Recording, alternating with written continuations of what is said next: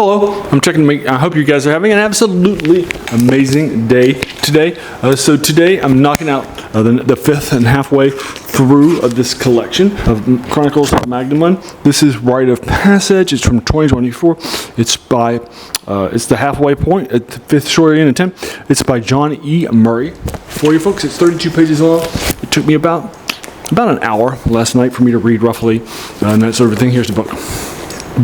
For you folks, loved it lots. Thought it was very strong stuff, and it really used its length well. So this collection here is the first short story collection set in Magnamund by that sort of thing. So I thought it was a good opportunity for me to pick it up. I just recently knocked out the Chronicles of the Magnamund trilogy of game books that was published earlier this year, a few months ago. And I thought that would be, while I was there, I figured I would also knock out these things too. I picked up a 2-volume collection that was published last year. All right, folks, and the 17 short stories too, in the two volumes. And that sort of thing too. I definitely love Magnamund and Lone Wolf stuff and that sort of thing too. You know, I read it when I was a kid before I read Tolkien, and it's definitely a big love of mine. And fantasy became my favorite genre, and then I've gone back and read these a bunch of times. You can read them for free, the game books, online on projectaeon.com. In case you're interested in checking it out, I'll link you to this short stories fantasy collection. I've gone back and read 20 novels in the series for this channel for you folks, as well as things like, you know, the three novels in the Hunter series, or the three that have been published in the Snow series that are also set in this world. I've also done, you know, the Wizard, the set in Southern Magnamund, where you are the Grey Star, the Wizard, and that sort of thing too. That's written by other people. I've also read some things by him that actually weren't in Magnamund too. It was heavily influential. This is the first series that sort of told one set of wind-controlled series of stuff, right? Now, basically, you're the last of the Lone Wolf, and set there you are in the first book, Flight from the Dark. You all the Kai have gathered together for a feast, but because you weren't exactly the nicest person in the world, you're talking to you back in your guide too. You're sent out to gather firewood, and while you're out, the entire Kai will be attacked and destroyed by Fontar the traitor. And then you got to go tell the king, and in the meantime, your country's getting a multi-attack. And then basically what's happening is all of this one giant story of his stuff. And what's happening too.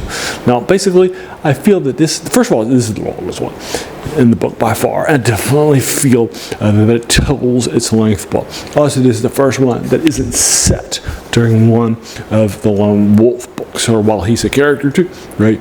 I love that too. It's definitely trying to use the world for its own storytelling, which I enjoy a lot too. And so, because of that, it's not tied to any events. Right? It's not set in Chasm of Doom with like two previous ones, or Fire on the Water, like the first one for 80 days, and that sort of thing. To just interact with Lone Wolf, mention him in any major ways either. Right? So basically, what's happening here is a Sage of Veretta, which are people like major characters here and there, has hired a group of mercenaries that are typically employed in the area to go check out some ruins and some stuff there, and to kind of escort him there and get him keep him safe. And at the first few pages, you're going to see Crans attacking them, led by Gaiax. And so you can tell from that this is still before the Dark Lords fell. And they have hidden in forests, so they are away from their eyes, and so they and successfully, and a few pages in, they're going to lead an attack with doom wolves on the ground against against the people that have still survived from this mercenary group, and the Sage of Ratitude. And so basically, what's going to happen? It's about 4 or 5 pages in, is that the Sage of Veretta is going to be able to interpret and decipher the ruins where they are, and there is a passage underground that they're going to go travel into in order to escape certain death from the Gaiacs, right? The tunnels under these rooms. So that's basically what's happening. That's the setup.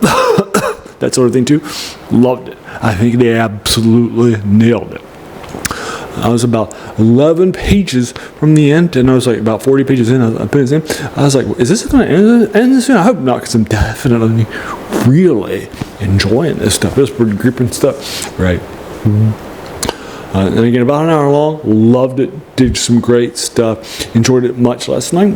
And so I thought that it uses something well. It has a lot of good gripping stuff. I love the ending. I didn't see it coming. It's definitely an epic story, rite of passage.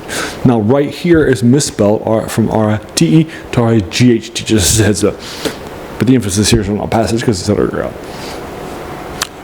So basically, I love what's happening here, the world building that happens here too. Love it lots. So I'm giving this a 10 out of 10 for you folks. It's an absolute classic. I hope this guy writes more short stories, because I definitely would go back to it. And that sort of thing too, right? And it definitely was worth my time for you folks. But there you are. Have you read Rite of Passage from last year? And if so, what did you think about it too? I'd love to engage you with it further. Remember, I'm not a paid and trained literary critic, right? I didn't study English or literature or anything like that in college or other higher ed places, right? So I'm just a fan, right? So that means that your opinion is going to be just as valid, right, as my opinion is. Love that lots for all the great things that are happening out there for you folks. So check it out too. Alrighty. So then just let me know your thoughts. Like I mentioned earlier, I do three of these short stories. I've done tons of these. We're going to finish out the volume and that sort of thing too. I got about another 13 left. And then so I'll be checking out too. I also do 3 of these reviews a week of older things in the science fiction, fantasy, and horror genres. All this isn't that old, versus a year old, but I definitely feel like he's definitely a bigger guy. He's heavily influential.